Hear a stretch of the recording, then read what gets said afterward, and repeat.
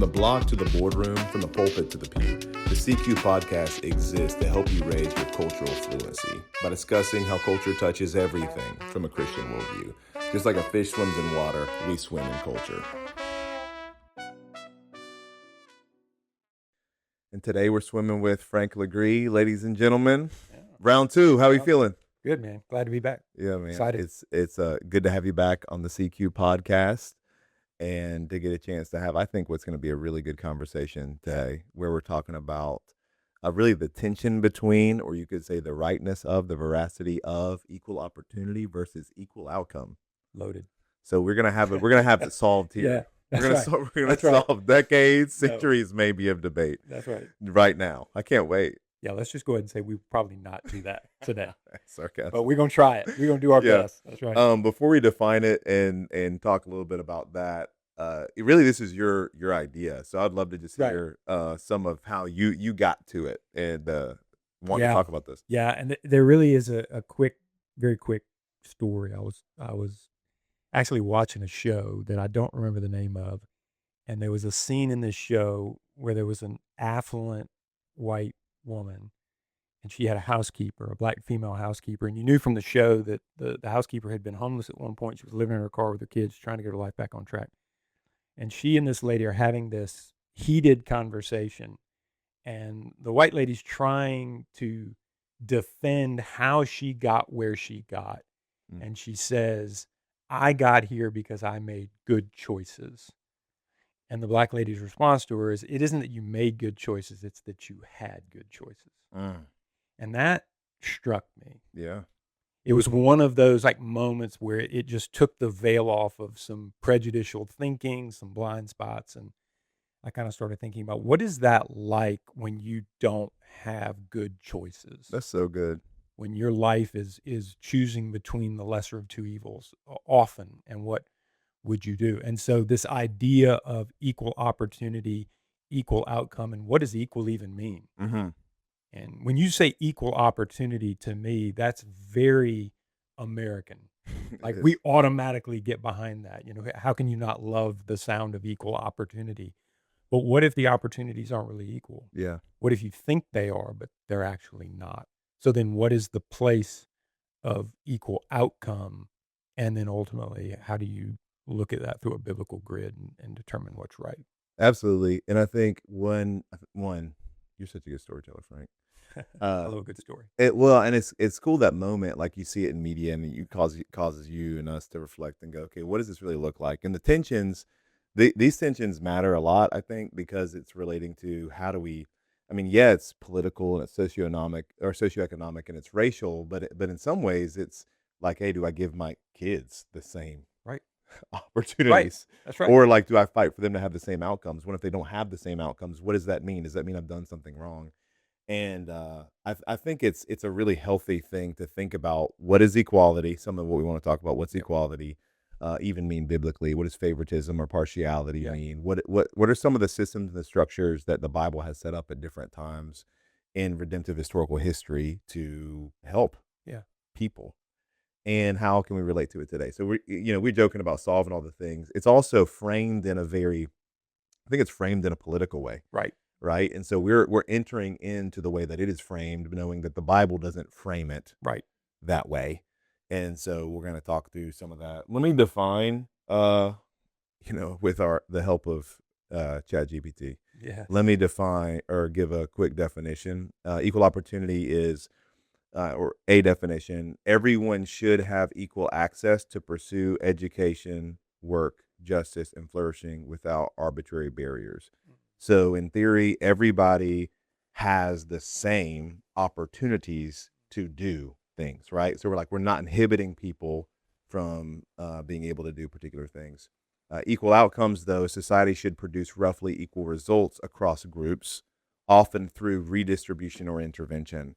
And, the idea that, okay, because we look at a particular types of groups and realize there's a wealth gap, right? I think between white Americans and black Americans, white households have between 5 to 9 times more wealth accumulatively than black Americans. So you look at the gap and equal outcomes and say, okay, we need to do something to fix the gap. Right. And so, yeah, versus going, hey, does everybody have the same opportunity? That's right. Yeah. Yeah, and I think speaking from as a white man, speaking from a majority culture perspective, I think it's very easy in majority culture to look around and equal opportunity sounds right because you've always had equal opportunity. Hmm. Well, what if you don't? Right. So it's this idea of seeing for the first time that maybe everybody doesn't have the same opportunity. Hmm. What you're told is equal isn't actually equal. And so if and you and I talked about this, an illustration of, a race and it's equal opportunity in the sense that anyone can come. Hmm. Anybody can come and they can start this race and they can finish this race. But what if there's a group of people that get told they have to start a mile back Yeah. and they have to wear a weighted vest, Yeah. and they have to or tie one hand behind their back? What that's not Yes, you can still say everybody had the opportunity to do it, but clearly that's not equal. And the outcome is not going to be equal. So what do you do? How do you look at those barriers, identify them, and then try to address them?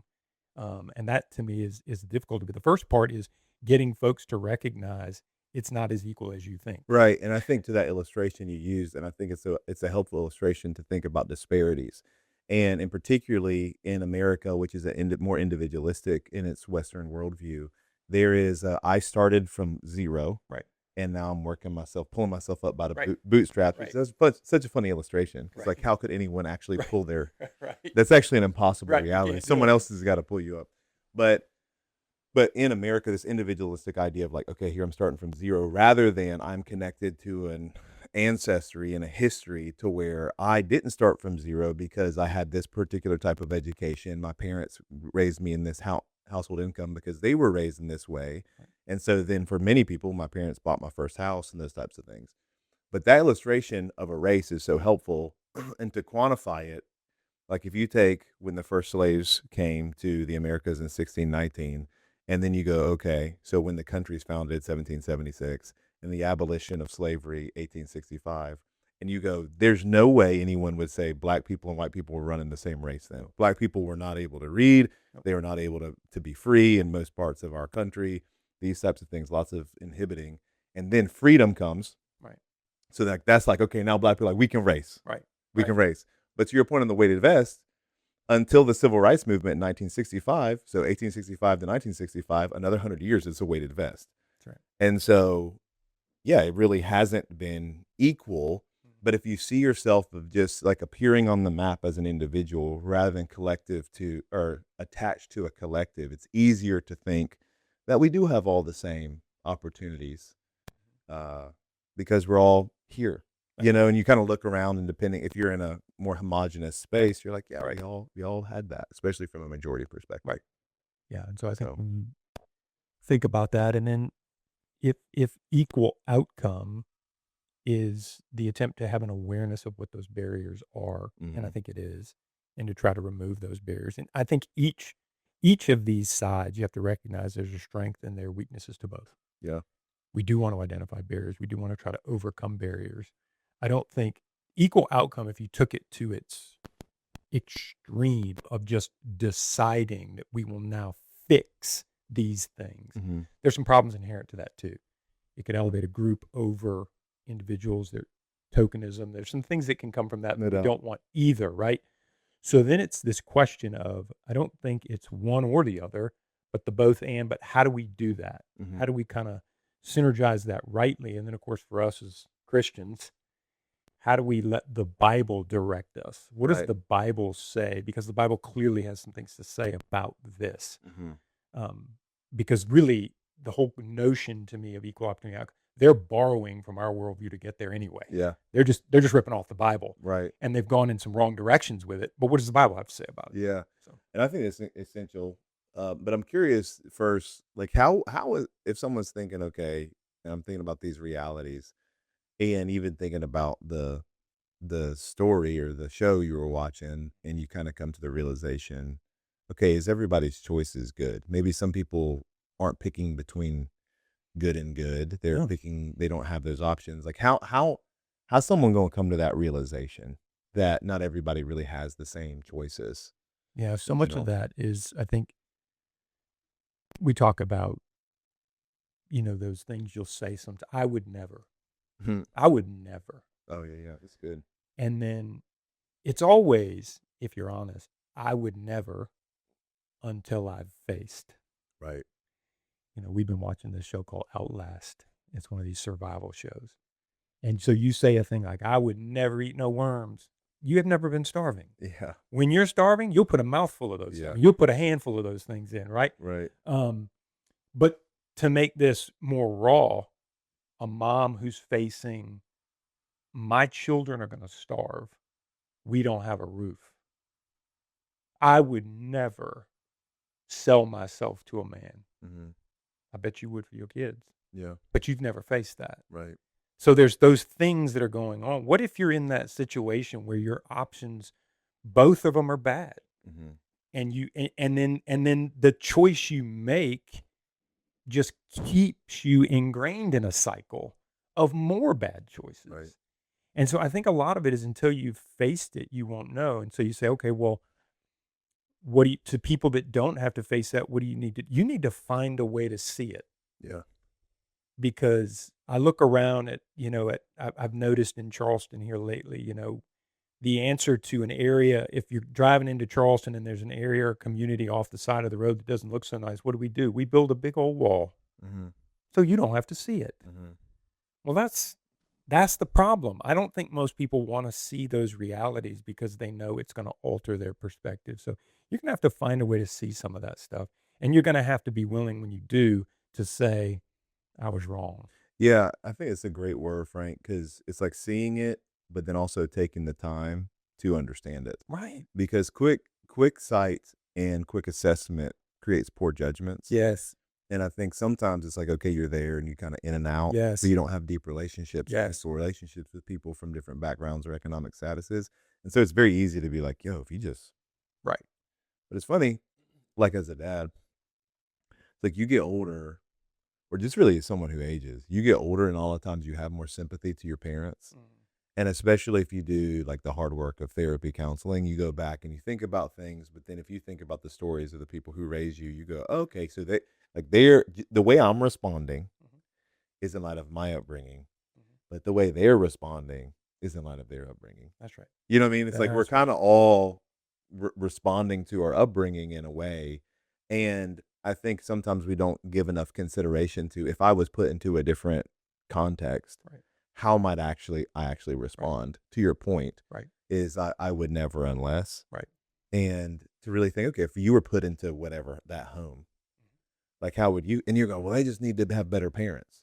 But you're like, well, what home were they put in? Right. Right. And you're like, well, see, that there's a problem with this whole group. Well, what's the context Right. of why there's the Right. problem Right. in That's right. America? I mean, That's slavery right. is at least a part of the That's right. answer. I'm not saying it's the totality of it, but Yeah. it's like it's a part of the answer of what has got us there. And there's a bunch of other factors, redlining, whatever, and just general discriminatory That's right. practices. But I do think it's helpful. And to your point on the Bible is written.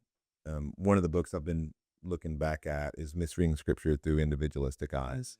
Such a good read, and its whole point is to prove that the Bible is written. The human authors of the Bible are all writing from a collectivist perspective. Mm. They're all writing from not a Western worldview that's individualistic. They're all writing from one that sees us as attached to Right. a group of people and our history having everything to do with us. And I was reading Daniel back through, and there's this prayer in Daniel 9. It's a powerful prayer. But Daniel, who the narrative account of Daniel is, he's pretty spotless. Like you don't see a lot of stuff Daniel does bad. Right. But then in chapter 9, he has this prayer where he is lamenting where Israel is and how Israel got itself there. And the whole time he's saying we. Mhm. He is including himself in the Right. transgressions Right. of Israel, even though we don't have account of him participating in it. And some of it was clearly before his time, but he still sees it as collective. And I think an individualistic mindset can more easily say, yeah, equal opportunity. Equal opportunity, we're good. But I think when you have a more collectivist mindset, you see, okay, we have to do some things to address systemic problems Mhm. that have existed generationally that get us to where we are so that people don't, Yeah. because people don't have the same choices. That's right. So, It. You're right. And there's a lot of layers to that, and it goes farther back. It's like the idea of taking a short-term mission trip, going somewhere for a week and thinking you're now, you kind of come back and Sure. suddenly, they picked up an accent or they're wearing these T-shirts or they're doing these, and you're just like, man, you don't know nothing about that. You Right. were there for a week. Yeah, you're there for a week. And I'm glad you got your eyes open, but you don't know. You were there for a week and you were there always knowing you were getting out. Yeah. So what is that? So we can't recreate that. That can't be the goal. But I think you're right. If you're willing to put in the work and spend the time to be a learner, to go in humble, to get around folks and to get stories and to learn, you can eventually come to at least have a better understanding of it and then become part of the solution. If you had to go, here's some of the, from my biblical worldview, the best you can assess. Here's some of the problems with equal opportunity, but here's some of the problems with equal outcomes. What might you say?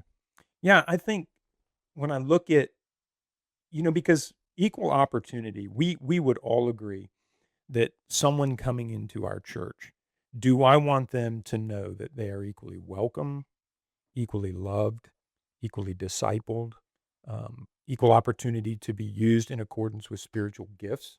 But right there, you've already got an issue because gifts aren't given equally, are they? Right. No, So that's an issue right there. that is the issue. So we know. So when I look at some of those things, like even biblically, I look at equal opportunity, and I can tell you everything isn't going to be equal. Mm-hmm. Same thing with heaven. I'm not going to be equally rewarded in heaven. Mm-hmm. I believe that there's 12 thrones I'll never sit on. Those aren't for me. Yeah. Those are for somebody else, right?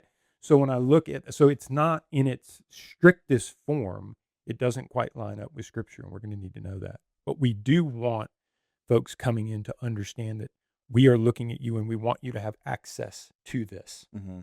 And we want to try to think through how we do that. Because what we sang a hymn yesterday, there's an old hymn that it was part of my growing up. And I just immediately found myself in that hymn because it's part of my tradition. Yeah. And I'm proud of it and I love it, right? But what I know now is there's probably somebody in here who's having a harder time with this one because that's not tapping in to their thing. And I love that tension. Yeah. Because in the next one, I might be the uncomfortable one. And Yeah. it's like, it's just my turn, and that's okay. But I think if you could almost see somebody out there to go to equal outcome saying, all right, let's say we've got a multi-ethnic context in our church and we're sort of, represented with whites and blacks and Hispanics and Asians and all this. So what we're going to do is we're going to try to achieve 25% representation in everything we do. Mm-hmm. You're never going to do it. Mm-hmm. You're not going to be able to do it. Mm-hmm. And if you did do it, I'd probably tell you messed some stuff up. Because it just, there's going to be some restrictions because the Bible puts some restrictions on some of those things. And so I think there's a tension that you have to fight for here. But what I do think, and again, in our perspective, in our church perspective, in a multi-ethnic perspective, there is a place where you're going to have to find a more equal representation. Yeah. For buy-in. Mm-hmm. You're going to have it. There's no way around that. But I think that's for folks, majority culture folks, and I will speak for them because these are the conversations they have when they're whispering. They look, well, what does that mean? Is this going to be affirmative action in the church? Right? That's what they'll say. Yeah. Are we just going to put some, that's the way that conversation goes because there's not an understanding of what's trying to be done. Yeah.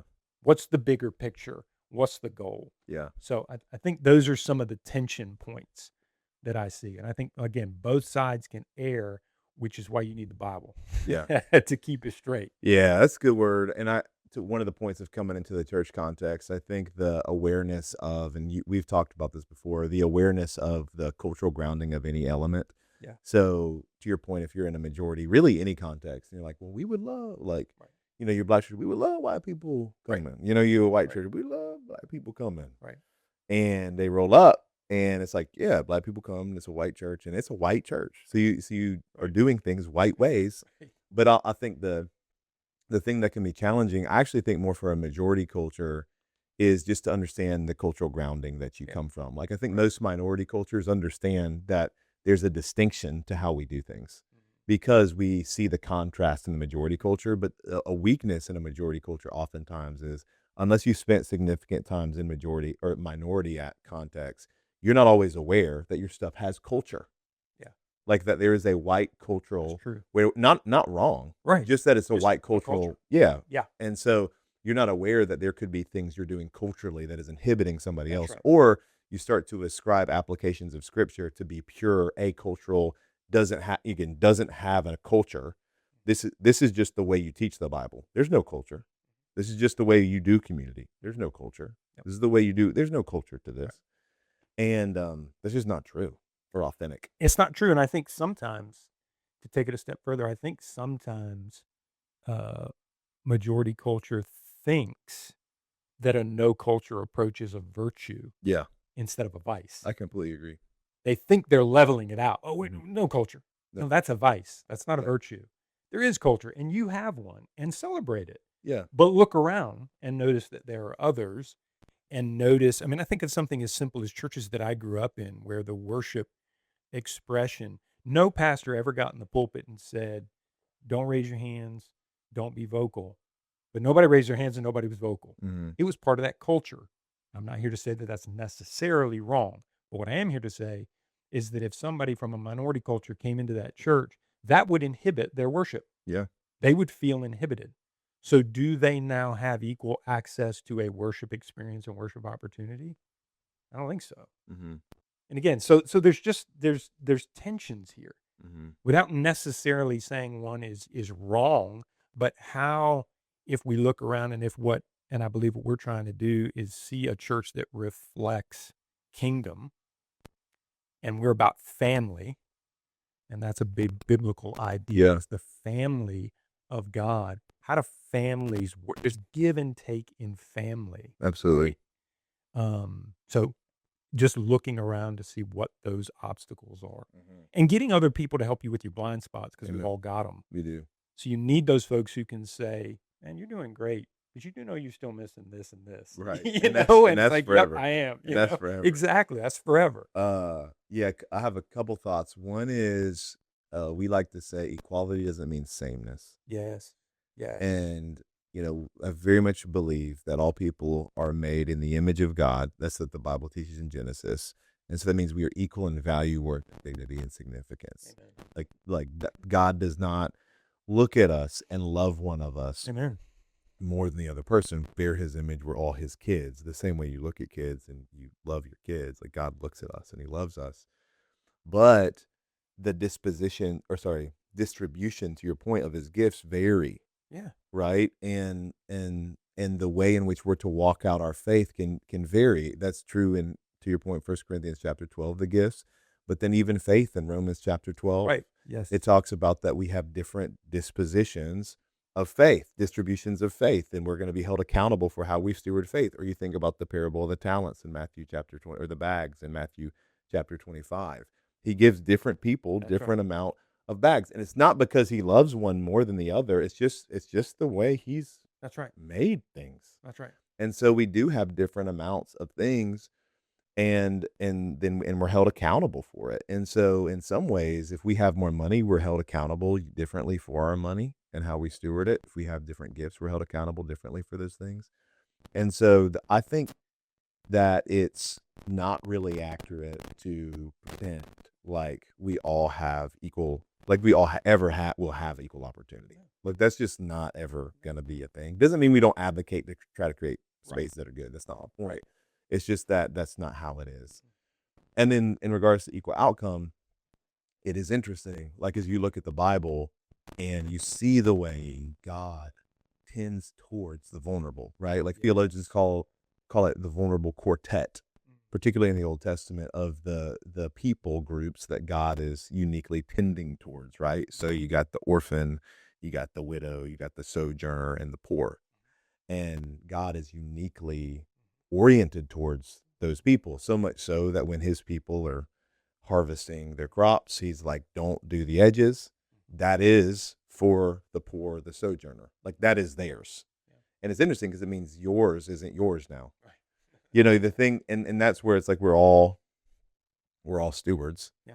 I was listening to a thing on Ecclesiastes and I really liked it because it basically he was comparing our relationships to things like the library. Like you go, you have a good experience, you check out a book, but you always got to bring it back. Right. But you have joy checking out the book, but you Right. always got to return it because it's not yours. That's right. And it's true. It's like everything we have is like we just checked it out from the library. That's right. You know, we can enjoy it for a while, but there's gonna be a time where you have God, right. it's yours. And so I think that's true too. Is like our stuff in regards to we should warn a person whom we really know didn't have the equal opportunity vulnerable quartet in our country. I think it is the minority, other groups too, but the minority, clearly from the poor, widow, orphan. But to say we should have, and the Bible has had different systems of economics even going, I'm relating differently to this person because they have not had the same opportunity. So I'm fighting for them. I'm giving them a disproportionate now disposition of grace or love or care to help them get to a place that they are not. So I'm tending for them. And it's like you go to the hospital, everybody gets a blanket, but somebody who's more sick might get an antibiotic. Right. It's like we're not going to treat everybody equal. That's right. In that sense of equality, meaning sameness. Yeah. We need to treat them with difference. And even like our kids, like I'm like, yo, my kids need different things. They do. Like I can't treat them all the same. That would be really bad. That would be really bad. No, you've got And it's so frustrating for them because they sometimes they want to have what the other one has, and all that kind of jealousy creeps in and covetousness, and you got to create space to go, no, it's okay for you to be you, you be you, and mom and dad might need to spend more time with this kid around this thing for a season, and that's got to be okay. Yeah, I think you're right because our kids are such a great expression because we can see that this notion of equity is hardwired into children. It is. It is hardwired into children, and it is fallen. I mean, this idea there are 3. If you went to my house right now, on my refrigerator, there are 3 ledgers for each of my children. They get gold stars for certain things that they do. Mm-hmm. And it is teaching works righteousness. Yeah. Yeah. No, come on now. I'm just so they're there, and undoubtedly, when one of them gets to 5 and is getting their treat, the other ones are complaining and want to know why they're not getting something. And I point them to that ledger and say, because you have 2 and 3. Yeah. They have done this, but they are just convinced that that's not fair and everything has to be fair. So part of that lesson is not only some reward, but it's also just trying to teach my children that the outcomes are not going to be fair in life. Mm-hmm. There's a lot of things that are not going to be fair. Yeah. And that's interesting too, because it is like, to your point on what does the Bible teach, and as you try to harmonize the biblical worldview, there is like a you're going to give an account for what you've been entrusted with. That isn't, I don't know where I would put it in regards to equal opportunity or equal outcome, because it's like you've been given something and then you're going to give an account for that thing, right? Like whatever situation you were born into, and to your kids, it's like how have you done whatever that mom asked, like you're going to give an account for that. And that's a part of it. And then there's times in which the Bible goes, okay, Acts 6, we have widows. Widows are in a precarious situation, especially in the first century, because of how men are seen as like the breadwinners differently than they are now. It's like, so how does the church care for widows? That's right. And so we're going to have a whole ministry. This is the first deacons get instituted in Acts 6. Yeah. Because of widows. And so it's like, we're not treating them equally. We're recognizing that in light of the economic system, that's happening, even that was in Jerusalem, and how women aren't afforded the same opportunities, particularly if they're widows. We're going to care for them uniquely. And so that's more like outcome, and I don't know if it's to get them into the same place, but it's to recognize their vulnerability and to care for them. See the barrier and try to overcome the barrier. Yeah. And when I look at, Jesus's ministry on the whole really was, you could even go as far as to use the word preferential. Mm-hmm. He was looking around for folks that were hurting. He was looking around for the poor, the blind, the lame, the sick, all of those things and all of those groups. And he leaned into them in a certain way. It didn't mean that he didn't rub shoulders with folks who had position and access. I think about Nicodemus or some of these stories. But in the main, where do you see Jesus going? What do you see him doing? And he's leaning into these things and he's trying to overcome. I think the Samaritan woman is just another great example, because it's really hard for us to see all of the racial, cultural, historical static in that story. But it's I mean, it's big time. Mm. Male Jewish rabbi talking to Samaritan woman. Yeah. It's as tense as it can get. Almost to the point that I wonder, it's not, it's not in the story. I'm not trying to add, but I wonder if when he first said, "Can I have a drink?" if she didn't even answer him because she just assumed he can't be talking to me, Right. but she's the only one there. Yeah. But she would have been floored that he's asking her for help. Yeah. But what is that about? Jesus having a conversation with one woman to win her so she could go back and grab a village and get them. That's Jesus saying, I'm going to overcome these barriers. Right. I don't care about these That's barriers. good. These walls, Ephesians 2, I'm going to bring them down. This is Mark. So, yeah. Yeah. No, that's so good. I think it is. I think it's a tension, and we're maybe trying to say again, it's not that there's this answer or that answer, but if you look at if you follow the flow of Scripture and you look at different moments, you really do see like people being treated differently based on Yep. different struggles or problems or strengths. Yeah. And but also there's a shared accountability. It's not like Yes. you're going to give no account. It's like, no, everybody's going to give an account. And so I think again the tension, and maybe a challenge to anybody listening, is don't let the world always frame your question, like Right. frame the tension. right. Like go to the Scriptures and really try to ask it, and That's it right. can really inform your worldview about how you approach these things. And don't. And I think one thing that we can be prone to do, and I can be prone to do at different times, is if I have a bias or a presupposition that I'm not really aware of, or maybe I am, and I read the Scriptures, sometimes I just try to make them fit Yeah. what I want it Right. to say, Right. and so I just go to the passages Right. that affirm my Right. belief Yeah. rather than looking at the ones that would create tension. Right. And I think Okay. in some ways both of those views like kind of create, Right. like if you just go, okay, equal opportunity, like is God making sure we all are at the same place at the end of time? It's like, no. Right. We're not all going to be at the same place. That's right. But if we go, okay, it's like it's just about equal opportunity, and then we all, based on our own merit, get to a particular. It's like, no. Like, have we heard of grace? Right. It's like That's we right. all need That's right. unmerited That's right. favor, undeserved gifts given to us, or we would not be anywhere. Like That's right. I could not be anywhere apart from the grace of God unto me. Like I am like a Christian worldview is I deserve hell. That's right. You know, I deserve to be rejected by God. That's right. It's nothing but grace. I'm the chief of all sinners, right? And so there really is tension for both worldviews in the Scripture, but also grace, to where I think, to your point, applying some of the principles I think really helps us live together cross ethnically Yep. and culturally much better than we will if we're not aware of some of these things. No, I agree with that. And I think if we start coming back, just like you said, and instead of looking at equal opportunity, equal outcomes, just as they exist as social, political constructs, and coming to the Bible and saying, we want to start where the Bible starts. So we want to start with the Imago Dei. We want to start with the image of God. We want to start with that thing that tells us all that we have that dignity, Yeah.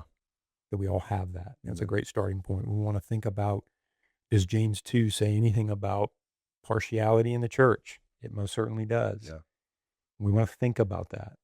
We want to think about Ephesians 4. We want to think about those walls, those barriers that have been torn down. But again, not a wall that has come down between peoples that says now we can tolerate each other, but that we will love each other. Yeah. That has to be that binding thing. And so then it's Philippians 2. And if I'm coming at you always, my brother, regardless of where you come from, background, whatever it is, if I come to you with a mindset that says you first, Yeah. you must increase, I must decrease. Man, that changes something. It does. And even the Philippians 2, like think of others better than yourself, you first. It's like that is the mindset to live in multi-ethnic space. That's it. Like You that's have the to have mindset it. we all have to have Yes. to live in multi-ethnic space. Because you will, to your point with worship earlier, we're constantly not getting what we want. No. And you have to be okay with that. And you have to be okay with it, and to realize like that's one of the most sanctifying experiences. Yes. Like if we're at a church where you're getting everything you want, I talk to people sometimes about this pastorally, is like you need to be at a church with sinners. And praise God, that's every church. Right. But like the awareness that you need to be at a church of Yes. sinners, because if you're not, or if you're trying to just find people who Yes. make you feel good, or your picture of community is one where you all get along, and not just in a I mean, like, your picture of community is like, man, we're just like rubbing shoulders and we're holding each other accountable and we're pushing each other on. Mhm. And your view of community isn't, man, this person really annoys me a lot. Right. Like, I'm very bothered by Right. them. Right. Then you're gonna miss out that's actually God's gonna sanctify you by the person you're very bothered by. Yes. Because that's the thing you have to realize. I have to bless my enemy. Yeah. That's enemy is a strong word, but I have Yeah. to bless the person I'm bothered by, not curse them. Yeah. Like it's gonna prick my prejudice. It's gonna make me prone to gossip, and then I'm forced to deal with my flesh Mhm. that wants to gossip. Mhm. That then if I'm in a church with sinners, they've sinned against me, and now I'm forced to forgive. It's like that's the only way. That's right. Like that's what church is, That's what church and you is. get more of that Mhm. when you're in a diverse place You do. where you are like, I don't even like this song though. Right. Or why is everybody dancing like Right. this? Right. Or like, why aren't these people being as expressive in their worship? Right. Do they not love God? Do they not know the Holy Spirit? Right. Like they must not, because Right. they ain't moved like I'm moved. I know. Like if you're in those places, you're forced to wrestle with our own natural inclinations Yes. that then kind of expose things, and that's what I love and hate about multi-ethnic church. Yeah.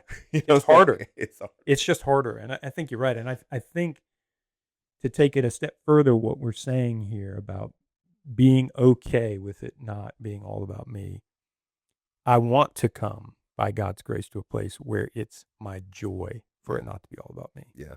To get to that place of sanctification where, I think about Paul saying, I want to know Christ and the power of his resurrection and the fellowship of sharing in his sufferings. Mm. That's the weirdest phrase. That is, man. Who wants to be in the suffering club? But Paul did, because what Paul said was, every time I suffer, it draws me closer to Jesus. It helps me know him better. So if I want to be so now when it's not my turn, when I'm not getting my way, rather than just being okay, I want to look around and celebrate the joy on the faces of the ones who are, this is their song. This is their jam. And I'm That's just so watching good. them going, this is great. This is great. And I'm going to do my best to adopt this Yeah. and figure this out and see what this looks like. And so I think that is the process. And it is much harder in the context that we're in. You have to fight for it. Mm-hmm. And it takes a family Mm-hmm. and a family mindset.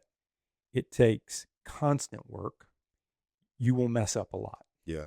You're also going to have to learn how to ask forgiveness. Yeah. Those are the things that are going to happen, right?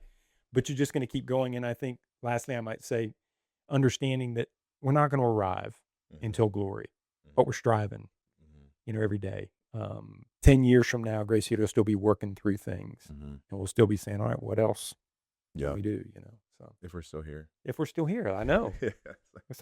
That view, that was Throwback to the sermon. good. Yeah. Yeah, I think just kind of even as we're wrapping up, to encourage folk to go, equal opportunity, equal outcome. I think one of the things we're saying is maybe it's not so much that we're advocating for one answer, but to just go put your preferences aside and be advocating for the benefit of your fellow man. Yep. And be joyous if you get to Philippians 2, lay down your privileges for the flourishing of somebody else. Amen. And that is the Christian. Yep. I think it is the Christian way It to is. think about these types of things, is less protective and having less of a scarcity mindset, because we have an abundant God. And to advocate for those things. That's right. So, Yeah. And I would say, if you find yourself perhaps you're in the demographic, the culture, the setting that has more opportunity, fight to see those who don't. Fight to see the barriers and get in the fight of overcoming those barriers. Get in that fight, engage in that, be mindful of that, learn about that, strive for that for your brothers and sisters. let's go, Frank. I appreciate it, man. It was a good conversation. As always, CQ Podcast, CQ Initiative, though, we offer workshops, though, for churches and nonprofits, faith-based leaders, and any kind of organizations. We have podcasts, which you're listening to, and then blogs. So Frank just wrote a recent article about Why Juneteenth, which is really good. Yeah. Thankfully, to publish that. So, as always, love for you to engage anyway. But good conversation, Frank. Thanks for Loved joining. it. Glad to be here. Thanks, brother.